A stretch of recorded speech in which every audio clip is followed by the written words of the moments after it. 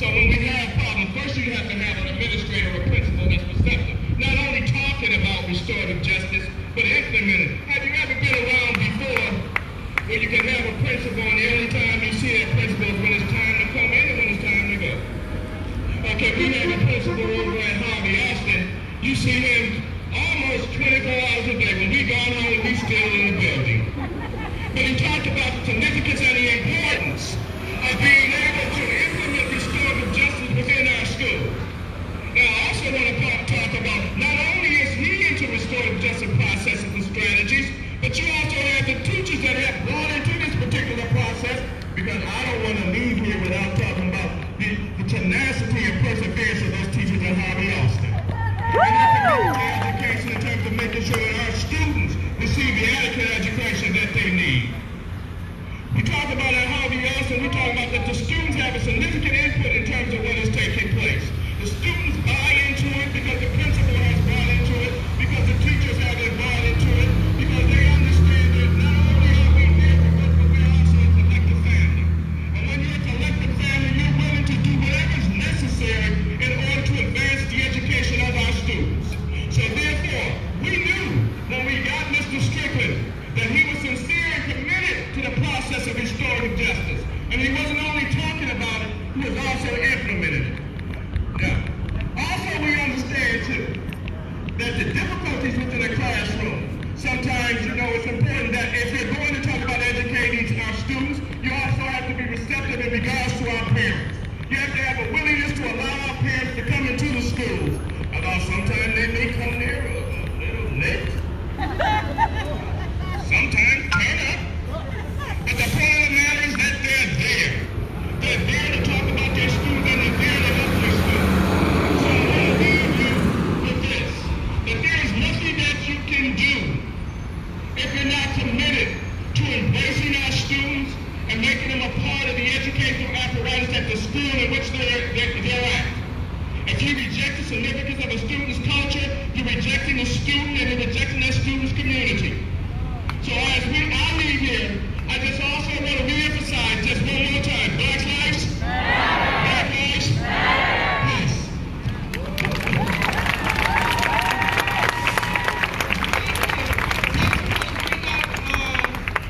Our beloved Dr. Gail Irving White of Highgate Heights. Let's give this sister a hand. It's about letting kids be kids. One more time, y'all. Black lives? Black minds? Black lives? Black minds? So I'm going to talk about something called adultification. But before I begin, I want to let you know this is going to be a part that is difficult based upon data. But in order for us to be able to move ahead, we got to know where we were, where we are, and what we need to do.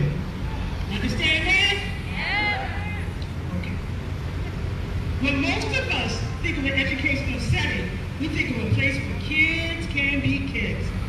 They have the opportunity to explore, be themselves, and to learn skills that they need after to grow academically. Alright guys. Unfortunately, Alright guys, give me 1 minute here. I see Jamie here, so I'm gonna go meet up with him. Up here. Sorry guys. Taking you on a little detour here. Should have started with this. This is much better. Dehumanization lies in black children of the very essence of what many childhood differences from all other childhood developments, their innocence. In plain English, it means we are treating children as if they are adults.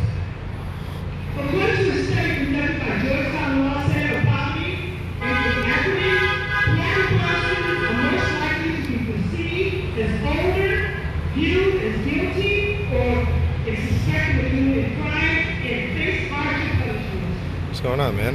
According to How are you today? I said, how are you today? Good. You should have made it to the one this morning.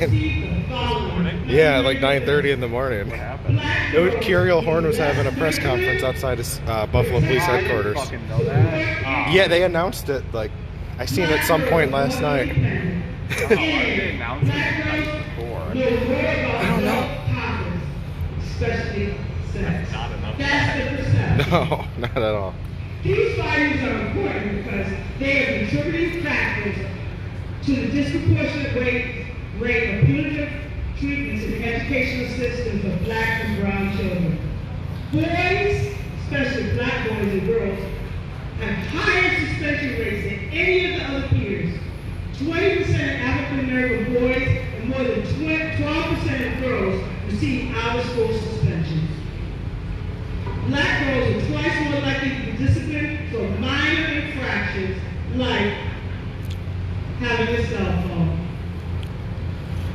Black girls are 20 more likely to be charged with a crime, and black girls and boys, they don't get second chances.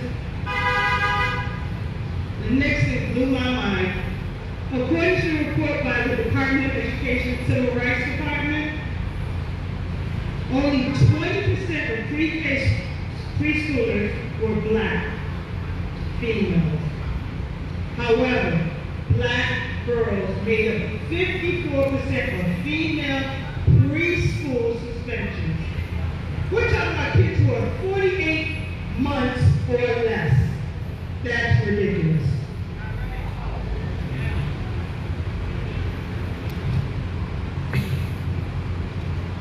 We tend to treat black girls older and more harsher than their white female students. We tend to push black and brown students out of schools for age-appropriate behaviors. So you might be saying, what does this look like? Black and brown students are perceived as having attitudes and being aggressive when they're simply trying to defend themselves or explain their point of view. There are many factors that contribute to the way we view black and brown students. Negative stereotypes, racism, poverty, and sexism. If you really want to impact change, then we have to be honest about the way we view our black and brown students. You may wonder, how is this explained in the educational setting? When black girls are debating or voicing their opinion, they are perceived as being arguing or talking back, while white girls are being perceived as being passionate. When black girls express strong or contrary points of view, they are perceived as challenging authority. When little black girls are dancing, in some cases it's viewed as gyrating or twerking, while little girls are just expressing themselves. When little black students are shoving one another, it can be reported as fighting or assault. When little white students are viewed as horseplaying around, when a black student makes a mistake, it can be perceived as deliberate, calculating, but a white student mistake is chalked up to an error. So where do we go from here? And how do we stop this from happening to our youth? We have to stop punishing black and brown students for vague things like having an attitude or being defiant. We also have to stop punishing black and brown students for age-appropriate behavior, like not sitting still, being restless, talking when the teacher's talking when the principal's talking. We must make a conscious effort to treat black and brown students based on their developmental age, not their race. The bottom line, minor behaviors, infractions such as eye rolling, stickering, disrespect, need to be used as teachable moments, not punishable offenses. As Western New York educators, we demand that all Western New York educators stop the adultification of black and brown children. We must remember to believe that change begins with moves. What is it again? Change begins with, one more time, let me give you a nice slide. Change begins with, thank you. Black guys, stop the adultification of black and brown children, amen? Dr.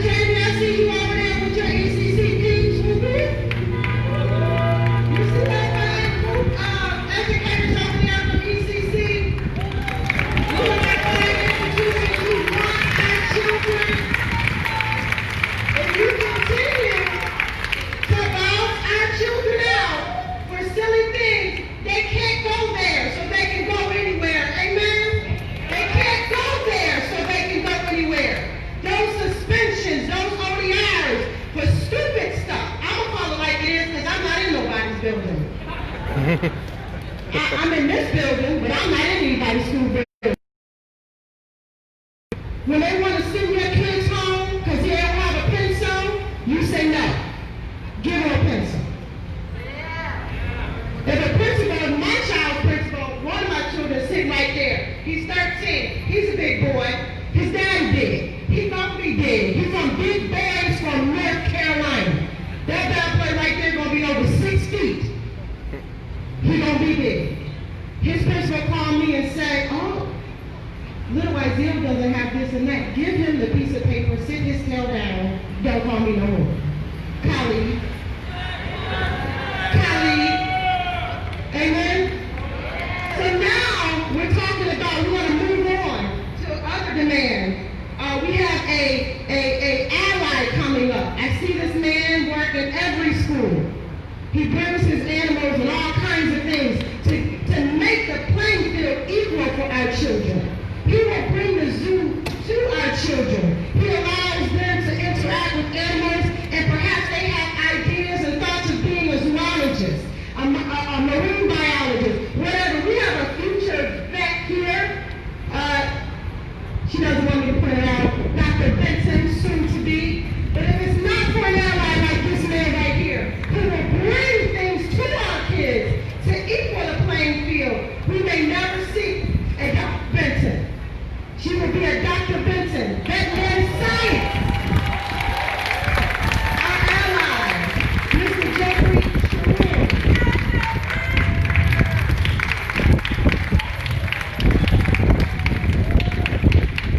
Good afternoon, educators of Buffalo. It's been a little bit since I've been in a classroom, so this could be rusty. So good afternoon, educators. My name is Jeffrey Sharon. I'm the Executive Director of Buffalo Animal Adventures. Buffalo Animal Adventures is a small local nonprofit offering live and on-site wildlife education in and through our after-school programs, our K-12 classrooms all over Western New York. To really instill that science is an option for all students to pursue. So, before this, I served in higher education in several roles in student affairs administrations throughout Central and Western New York. As my story begins, I grew up in a lower middle class suburban household close to the northwest end of the city of Syracuse. Going through school, I was afforded so many opportunities that helped shape the person I am today. I've done many things in my life, including many speeches. However, I don't want to talk to you today about anything that I've experienced. Today, I want to talk to you about what I did not experience going through school. When I was in preschool, I never experienced walking into a room for the first time full of my peers and noticing that the immediate wonderment on their face why I appeared so different. I've never experienced that. When I was in elementary school, I never experienced playing with dolls or action figures that were black because there were no other toys that looked like me to choose from. I've never experienced that. When I was in religious ed or Sunday school, I never thought of Jesus as a person of color. Or I never wondered why the Pope was always white. Hell, even Santa Claus at the mall. I never wondered these things as a child. When I was in middle school, I was never not picked for the team because I was white. When I was in high school, I never considered my race as a possible disadvantage to my candidacy for student body president. When I went to college, I never had a stranger want to touch my hair. I've never been asked where I'm from because I didn't appear to be from around here. And furthermore, I've never experienced how hurtful and exhausting these encounters can be. And here and now, as I stand with you today, I've never been asked to speak in support of my friends because everything I did experience was none of the above. We as educators have an incredible responsibility to the posterity of this country. The work we accomplish today solidifies the platform for the work that they will continue tomorrow. We as educators must commit to this mission. Let me hear you say, I'm committed. I'm committed. Are you committed to seeking opportunities for ongoing professional development, training, and coaching of our faculty and staff? Are you committed to ensuring your institution has a proper system for reporting complaints? Are you committed to ensuring investigative processes are fair and unbiased? Are you committed to having an institutional plan for remediation? Are you committed to learning and exploring the intersectionality of our identities? And are you committed to increasing cultural competence in our schools? Me too, friends, me too.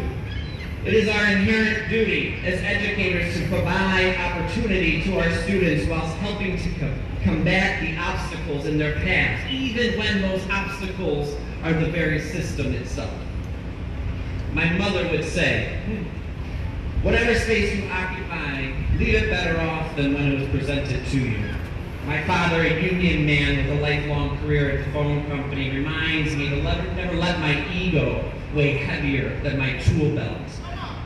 And that hard work and grit are the keys to a prosperous future. We must put in the grit, folks. So we can ensure that Black youth in our communities can learn in, grow in, and inherit a more perfect union where the American promise can truly be recognized for Black Americans, life, liberty, and the pursuit of happiness.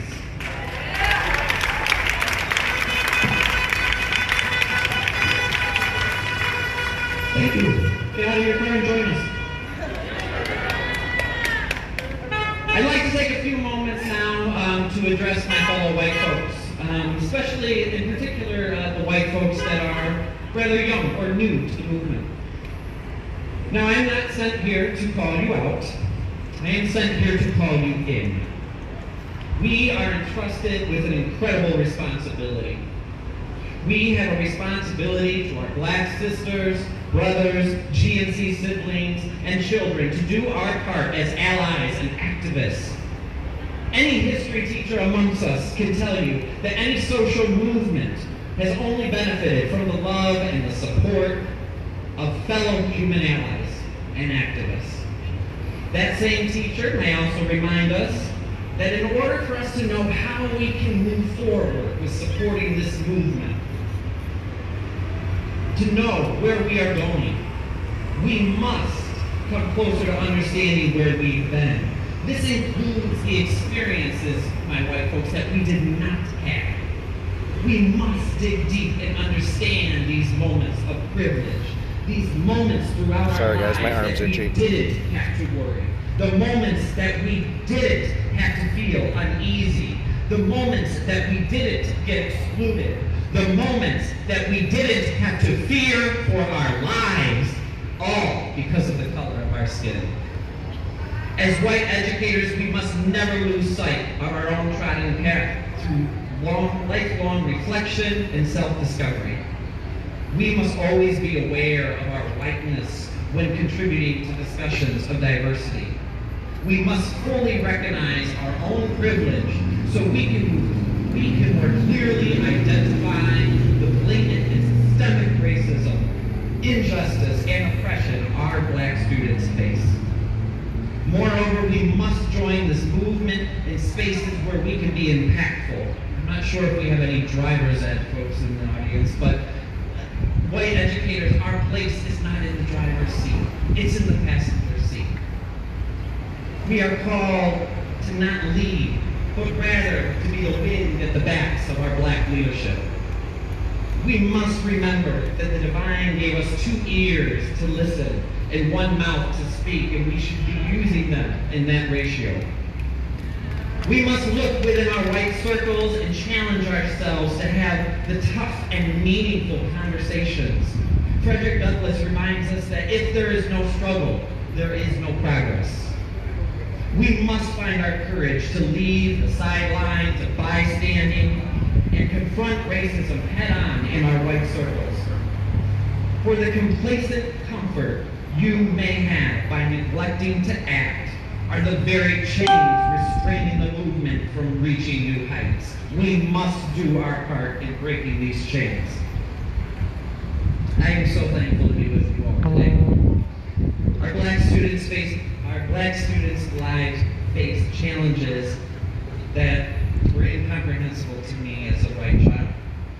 Too many of America's black youth are called to adulthood far too early in life.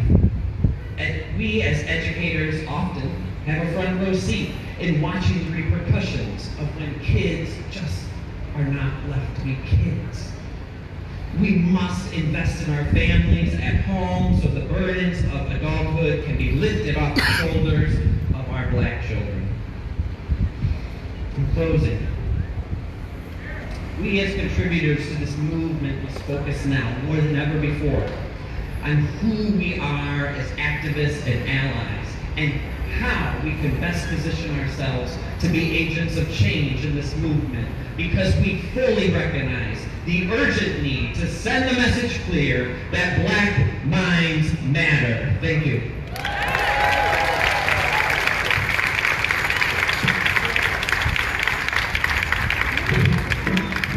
Next demand is the demand for making your space welcoming to black children, their black mamas, their black daddies, perhaps their black aunties, grandmas, whoever's coming in, to make your space accessible and warm and welcoming to black faces.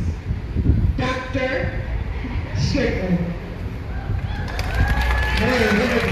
Everyone, we're trying to speed this along and get out of here.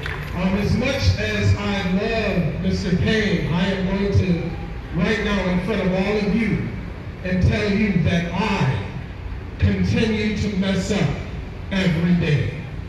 So that's why we shifted what our demands were, and we put it on ourselves, okay? We put it on ourselves because we are contributing to this marginalization of our black and brown students. So my little demand or call or what have you is called Mirror Mirror. When I look into the mirror, I see a person that has been jaded and integrated into a white middle class system. And this is, I'm talking about me. A middle class system that continues to cause the opportunity gap to exist between our black and brown students and their white peers. This learning environment continues to be dominated by individuals that have always resided in this competitive space. And also, the people like me who have graduated into this space knowing darn well that we are not necessarily doing what is best for our students that we serve each and every single day. We continue to marginalize a group that has been racialized by our systems with no one to elevate and celebrate these groups for their differences. Well, I am here today to tell you again, it stops now. The change starts with me. So here we go. Mirror, mirror on the wall. I want you to think about these things as you think about your educational journey.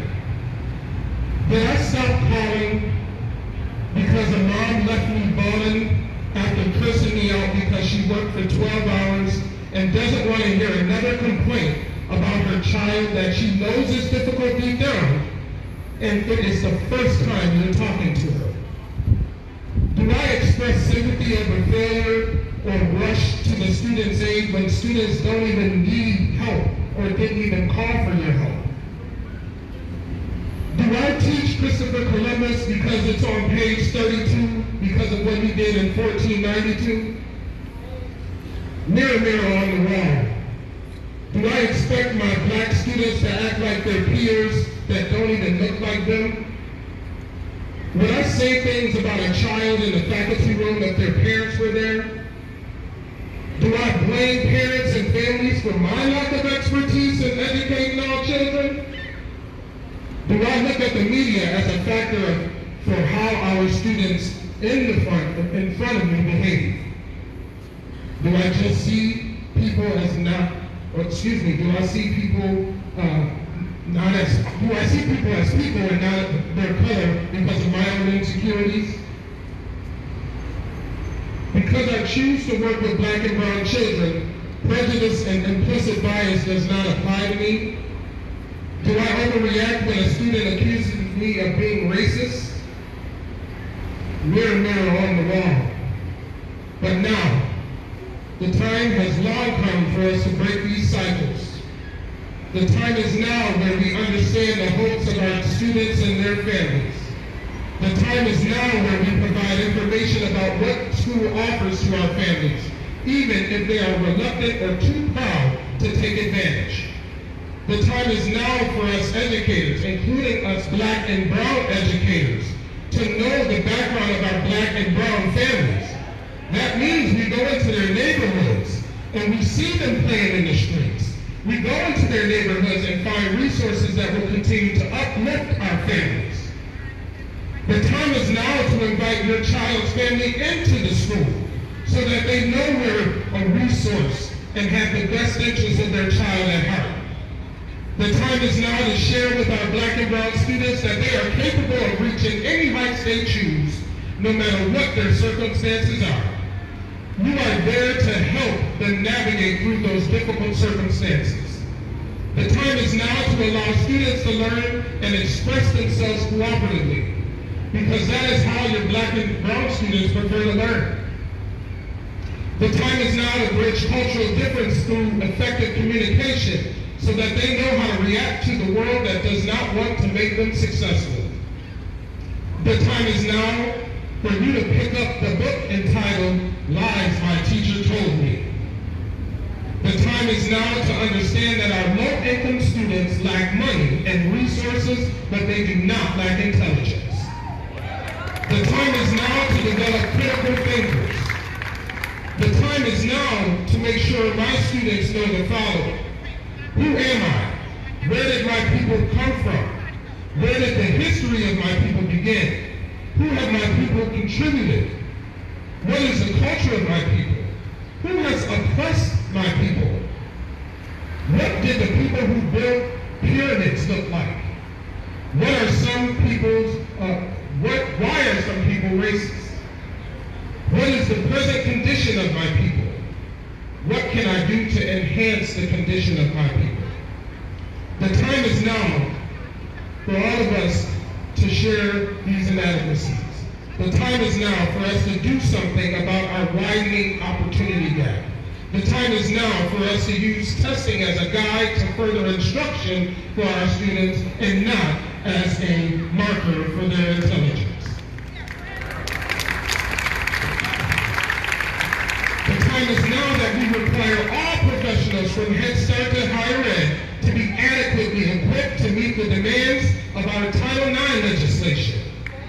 The time is now to harbor high expectations in our students. The time is now to teach and move your feet.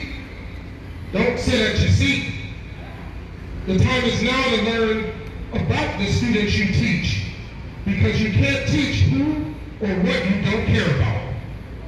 The time is now to show our families that we get them, that we like them, and that school likes them. The time is now to catch kids being smart and singing or rapping lyrics with our children to understand content. The time is now to understand that respect starts with me, not them.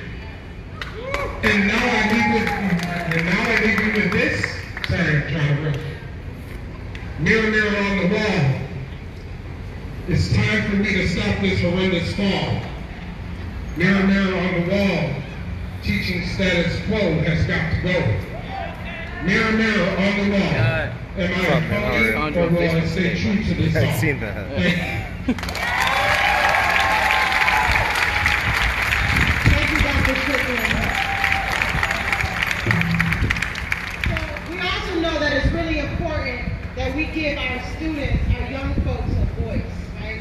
So as adults, we continue to marginalize young people by getting up in front of other adults thinking we know exactly what they need. But who better to tell us what they need than a former BPS student, a graduate of our wonderful and illustrious Emerson High School.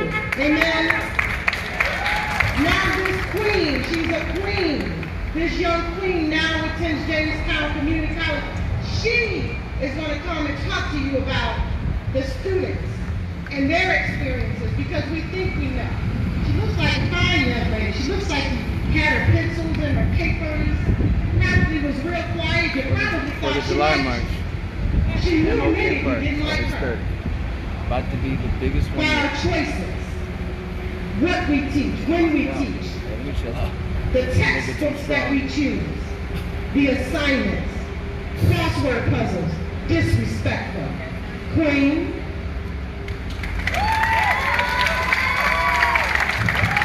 Hello everyone, how you doing, how you doing? Where are my ladies at? Hey, oh, men too, where are my men at too? I ain't forgetting y'all, But I got a little poem I want to say to y'all ladies, y'all men, you know what I'm saying? Something that's right to y'all. Why can't society see the beauty in me? I dislike being a woman sometimes, I truly do. I mean, there's so many reasons why. Cycles everyone, craving a lot, and be emotional. The pain in your stomach is so stressful. But in this world, us females, we have to go through it. Putting on makeup, being pretty, being popular in order for someone to observe you. You know, the same norms that your mom, your grandma, your great-grandma went through. Give me a break. I'm only 19, I still don't care. You know what I'm saying? Do I have to subject myself to this propaganda? I don't like putting on makeup. The only thing I will put on is lip gloss and lip balm.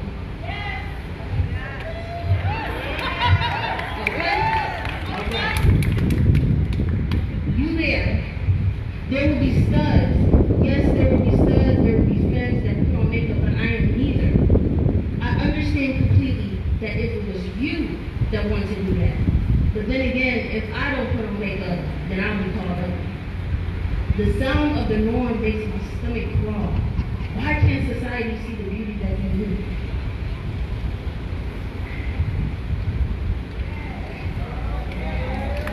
So, I wrote this poem because I went to, I don't know if y'all remember Campus West, 96, you know what I'm saying? When I was like in 2nd or 3rd grade, I thought that I was invalid, you know what I'm saying? I thought I was not accepted in this world because of my skin tone, because of my body size, where I'm from, my background, my personality. But years go on, I saw so many inspirations in my life and telling myself that I am beautiful. You're beautiful! Thank you. I'm not caring of no negative energy, no negative vibes coming towards me. You know what I'm saying? I know there's so many young black women, black men out here thinking they're not valid. You are valid. You got a voice out here you can speak on of what's going on in this world. Especially what's going on right now with this pandemic and these cops killing black men and black women for no purpose. We need to stop this system now. You know what I'm saying? If y'all don't see that, if y'all don't realize that, then I got another poem for you. Now, I didn't write this poem personally.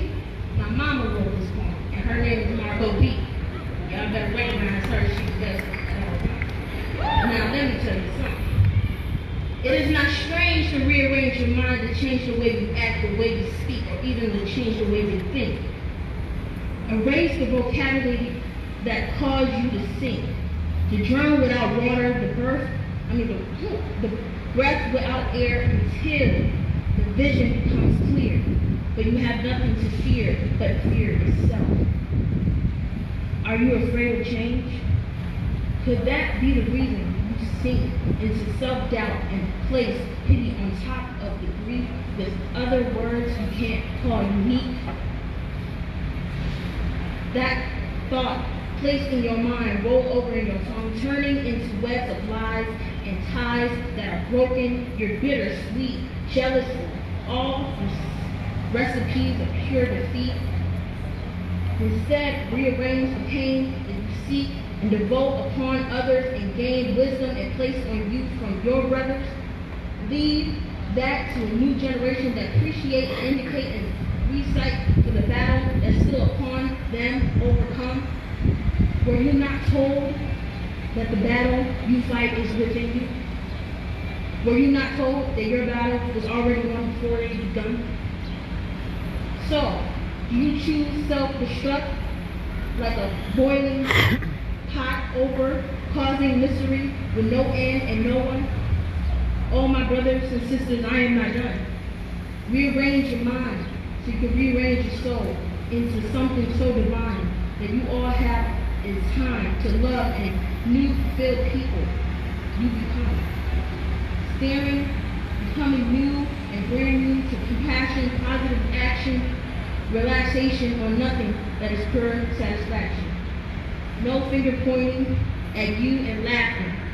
No word giving praise, because before the life you was living, there was numbers by giving God the glory and multiply them by 100. Rearrange your mind, rearrange your mind, rearrange your mind, so you can rearrange your soul. For you have a story that needs to be told.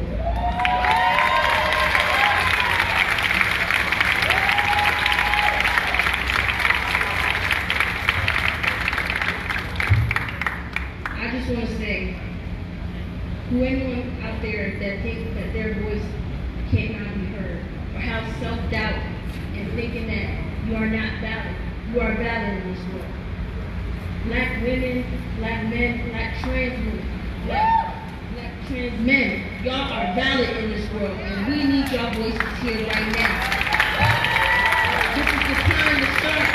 This is the time that you let your voice be heard.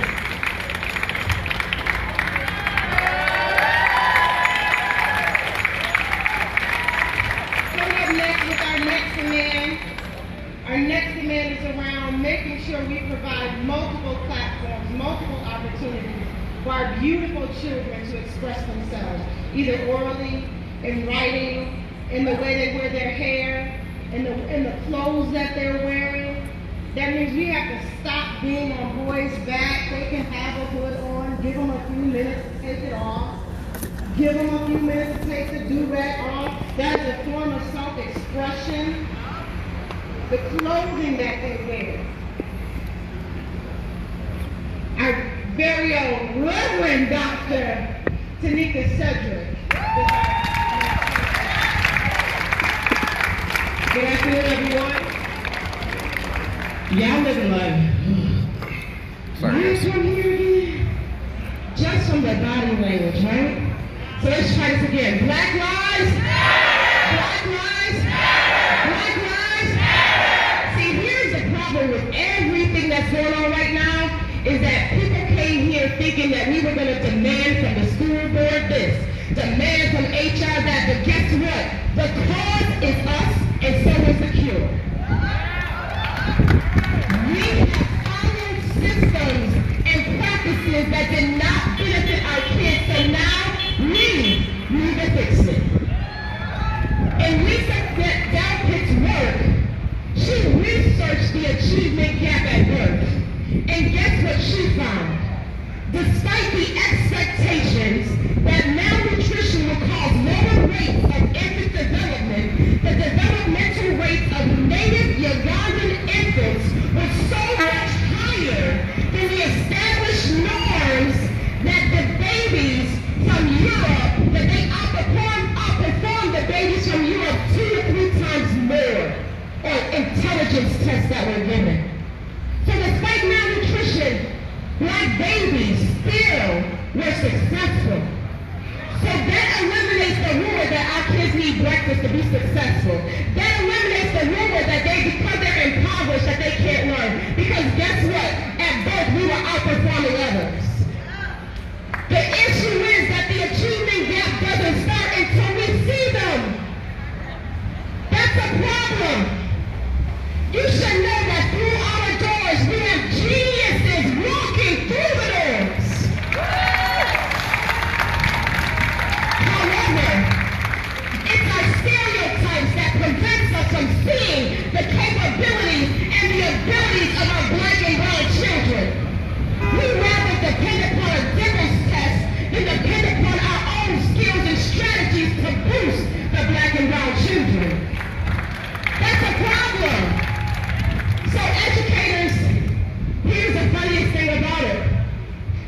have three demands. My first demand is that I demand that all Western New York administrators lift your voice. What do I mean by that? I want the Western New York administrators to create communities, learning communities, book studies, discussion groups, purchase digital subscriptions to things that matter to our black and brown children. We need to develop critical self-reflection. We need to talk about disproportionality. We need to teach our teachers about having anti-bias. We need to teach them about developing racial literacy. We need to teach our teachers about microaggressions. We need to teach our teachers about combating racism, because you know what? It starts with the administrators. We need to lead our teachers to the solution. But guess what? That means that we need to hold each other accountable, administrators. That means no more side conversations during professional development. That means no more opening up your laptop when it's time for you to be learning about my people. That means it's time for you to stand up and teach them the truth, because our babies' lives depend upon it, because black lives matter. Next, my second demand is that we as Western New York educators need to lift our expectations. We need to lift our expectations, because here's what I discovered. Are we treating our kids like animals? Let me tell you how we are. A dog is obedient. A student is cognitive. But what do we want? We want our students to be obedient. We don't want them to think.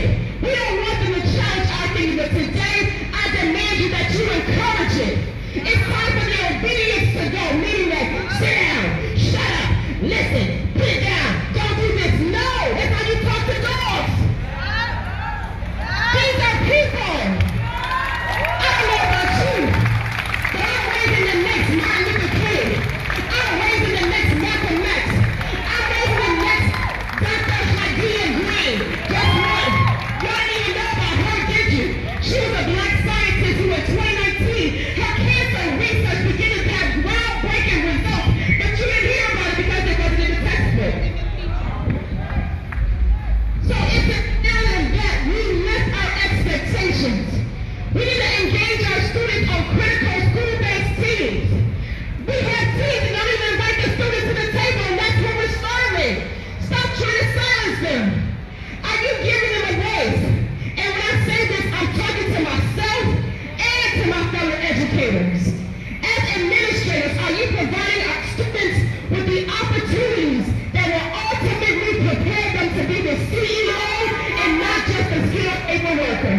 That's a problem. That's a problem.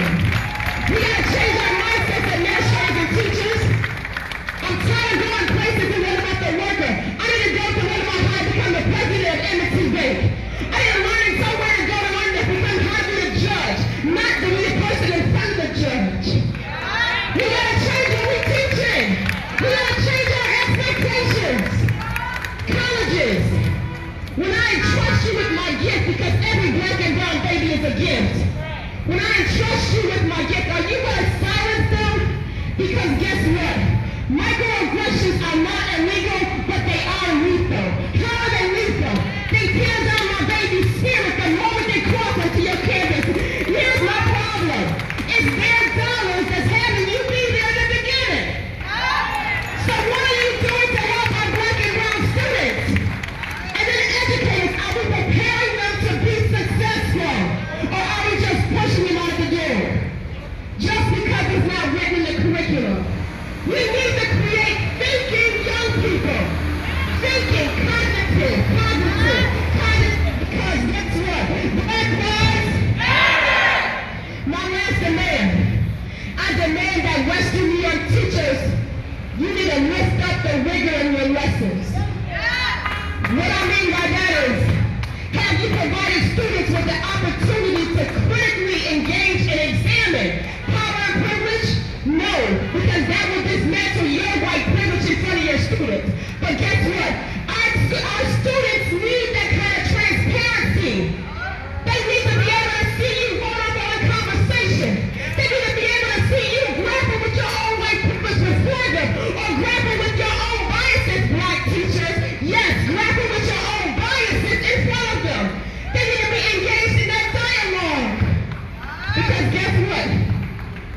engaging somebody elsewhere with a different message. I have another question. Don't say that because you're a preschool teacher that this conversation doesn't matter. Because when that little black child goes to the toy store and doesn't see a doll that looks like them, guess what they do? They turn and say, Mommy, why aren't there any black babies? For those of you who don't know, Dr. Clinton and Mamie Clark conducted the doll test years ago to where they took children ages 3 to 7 and put a black doll or white doll in front of them. And what he said was, pick the good baby. And the kids picking up the white baby. And he said, pick the black baby. And then pick the baby. And they begin to pick up the black baby. That's our problem. Our kids can't see themselves in a positive light. And what you're shoving down their throats in the rest of land. So it's time that we begin to examine who they are, where they come from, and that they are geniuses in their own right. I demand this. I demand this. I demand this. I demand this. Why do I demand this? Because black lives matter. So it's time for us to lift our kids' voices. But not only in our lesson plan and the content we teach, but it's time out for us asking kids these wet questions. Our babies can think, but the problem is you're scared about what they're going to say. Sorry guys, my shoe came Because you outside. know that they're going to tell you the truth. Every time there's an administrator that I've gone into a classroom, it was the actions of my kids that told me about the environment of the classroom. So if you have high expectations for the kids, they're going to act just like you expected them. They're going to want to think critically. They're going to want to ask and answer questions amongst each other. But if you treat them like animals and expect that they can't and won't do better, guess what? They won't, because it's your fault. It's my fault. It's our fault, because we are the cause of this injustice. But it's time for us to fix it. It's time for us to fix it. So if you don't remember anything about what we're talking about, you have to remember that you are the cause of this. We all are, no matter what our color. It's time for us to tear down and start over again. And the time is now. The time is now. But here's the thing about it. Don't say my school district can provide you with information, because this day and age, everyone has a smartphone. All you need to do is open up Google and Google the 1619 project, and that's your starting point to greatness. That's your starting point to becoming an anti-racist educator. But my question is, will you put in the work? So what we're going to do is the following. We're going to keep holding each other accountable. Not only me for myself, because there are things I need to change. Because my babies are dying. I lost a student. It was one of my students that got ran over and shot last week. That's the horrible call to receive as a former teacher. So now guess what? I need to fix what my babies think and how they think. I need to fix that they know and be aware of their surroundings and know where I should go and where I shouldn't go. I need to fix how my babies are critically analyzing every single step of the way, because the wrong step can lead to death. The wrong step can lead to them being 6 feet under, and that's not what I want. So we're here today not to say it's you, but to say it's us. We need to fix this. It's our babies that are with us. And it's more than just changing education, it's changing a mindset. And when you do better, our babies will do better. It's impressive how we can have students go to gifted and talented, but not assume that everyone deserves a gifted and talented education. That's the problem. So, we're going to have our closing. But we demand that West New York administrators lift their voices. I demand that West New York educators lift the expectations, your expectations of our black and brown students. And I demand that West New York teachers lift the cognitive engagement and rigor of our instructional methods and our content to reflect it. Have a good day.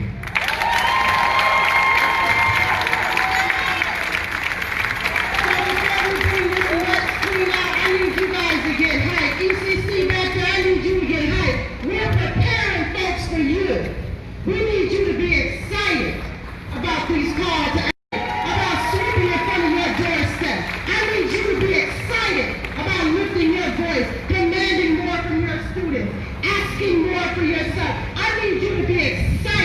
because you don't get some homework. So you got to be excited about what we need you to do. It's too critical. You excited? It's too critical. Trust me.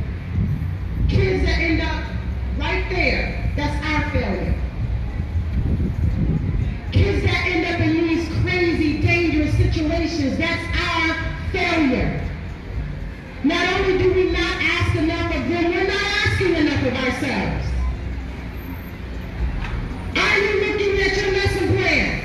Are you considering they have to sit in that seat over there? Or at Bustay, or at UP, or at Clark Atlanta, Howard? Are you thinking about that? In everything that you do, art teacher, PE teacher, CTE teacher, what are you having our kids do? So we have some next steps. We have some next steps for you.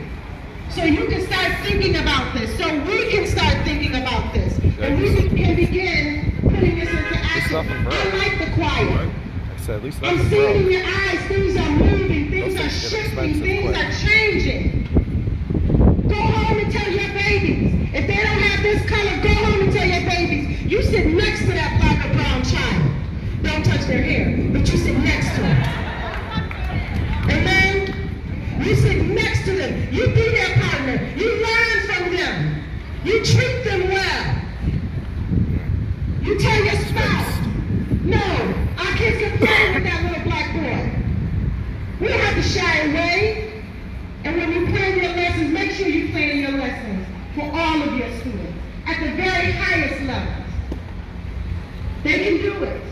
The question is, as Dr. Shedrick said, will you do the work that it takes to teach to that level? Will you be more than a chapter ahead, 2 pages ahead? Will you learn math so your students can learn math? Will you learn how to write so your students can learn how to write? Will you learn how to read so you can stop depending on those modules for questions that you could be coming up with yourself? And I listen, my job is based on the modules. Most of y'all know who I am and what I do. However, if you read the book, you wouldn't have to depend on the module to ask questions. You can be thinking of your own deep questions.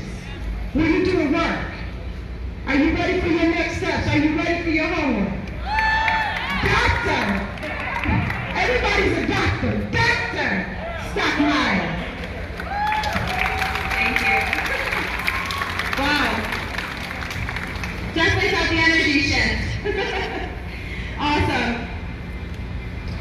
Angela Davis said, in a racist society, it's not enough to be non-racist. We must be anti-racist. Colleagues, fellow educators, Western New York community, the time is now. Today you heard the best practices that support the elimination of the school-to-prison pipeline. Mr. Payne and Mrs. Gal Irving White delved into the adultification of our black and brown students that contributes to this pattern. The time to end the pipeline is now. Today you heard powerful testimony from Mr. Sharon and Mr. Strickland about how to develop the anti-racist educator and develop a welcoming environment for our black and brown students. The time to develop the anti-racist educator is now. Today you heard from Ms. Gilliam and Mrs. Shedrick about curriculum reform and interrupting deficit mindsets for our black and brown students. The time to engage and empower is now.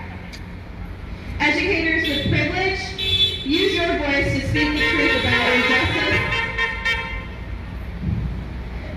I gotta start over, sorry. Educators with privilege, we ask that you spend your privilege and become an ally. To all educators, use your voice to speak the truth about injustice and share the history we are often not told.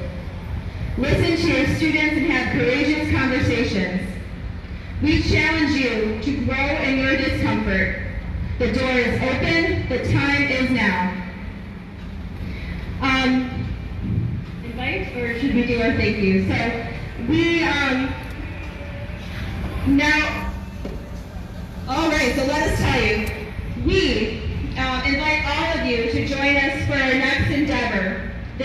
be a town hall meeting on Wednesday, July 29th. We ask you to continue to bring your questions and thoughts to us through our website. That's changestartswithme.life. Notice that our website ends in .life. We are talking about the life of each of our students. On July 29th, we continue the journey. Remember the mindset that change starts with me, and the time is now. So we thank you for coming, but we have a token of our truly deepest appreciation for some of our distinguished speakers from our last rally. We'll start with who is here today, though. And we do have a Board of Education member, Mr. Terrence Hurd. Thank you for coming out today. Mr. Jeffrey Sharon.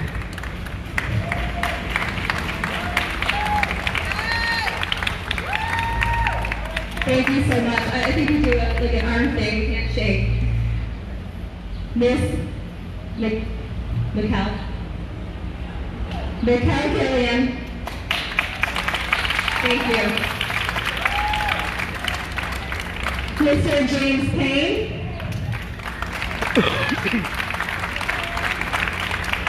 He may have left. We don't have to find him. And from our last rally, many of you were there too. We have a token of our appreciation for Mrs. Ebony Billick.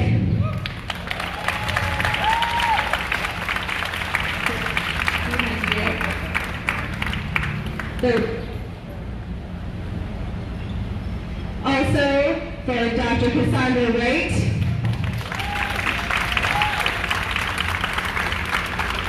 Dr. Nichai.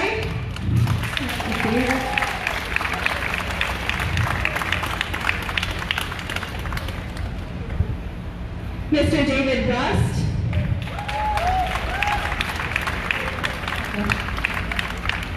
Mrs. Adrian Spurio.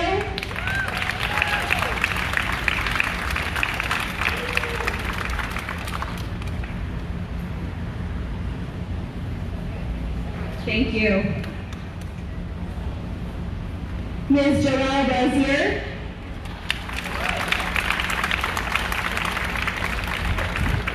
Mrs. Naomi Suri. And President of the Board of Education, Sharon Feldman Cotman. So good, everyone, and thank you.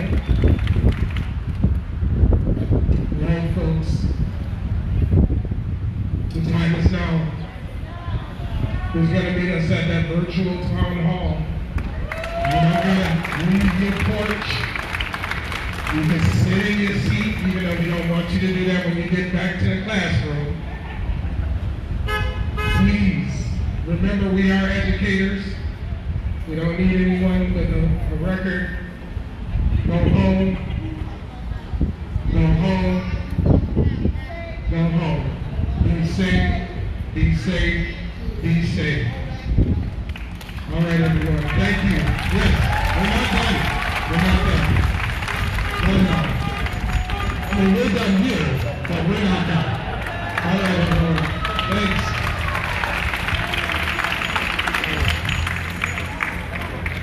All right, guys. Sorry, I had to get my water. So I'm gonna post some clips up later on tonight. The website that you guys need to check out is www.changestartswithme.life. Of course, I will post on my Facebook along with some clips. I love you guys. You guys have a great day.